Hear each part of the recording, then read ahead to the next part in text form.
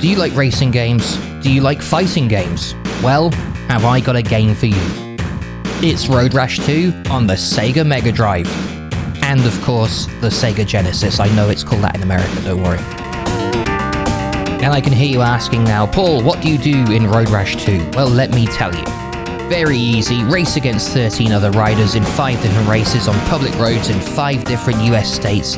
You could add yourself another state, I guess, and play it in a state of inebriation. Okay, I'll leave out the dad jokes.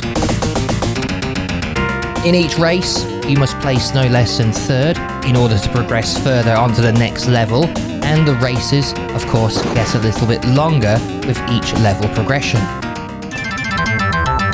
However, in order to achieve this, you will have to beat 7 shades of shite out of your fellow competitors, and the occasional police officer gets thrown in there for good measure.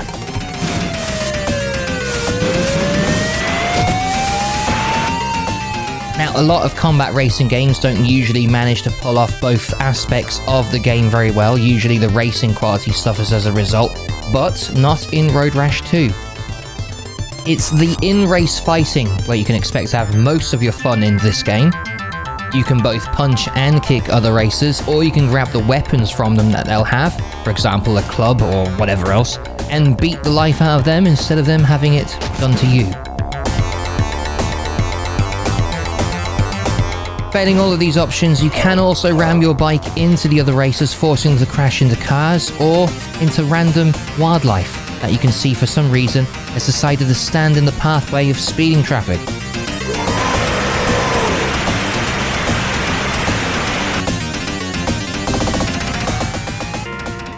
As you complete each race, you will find there are different amounts of cash depending on where you finish that can be won, which you can then use to spend on a faster and better handling bike.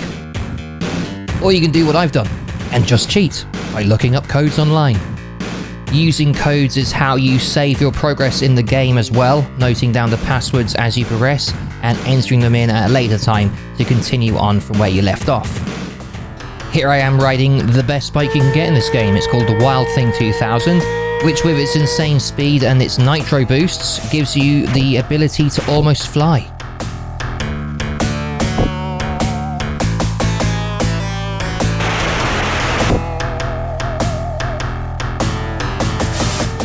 Overall, Road Rash 2 is an absolutely great game, as have all the other games I've played in the series, and I would go to guess that the other games that I haven't played are just as good and as much fun as this. Lots of little attentions to detail which really make a difference, like these little cutscenes in between the races.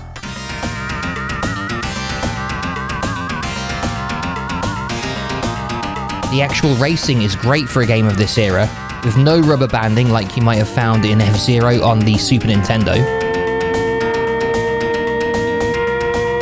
But it still gives a great challenge, coupled with the really fun combat element, fighting and racing. What's there not to like? It's Road Rash 2 on the Sega Mega Drive. And yes, I know, in America it's called the Sega Genesis. I personally think Sega Mega Drive is a cooler name, but there you are.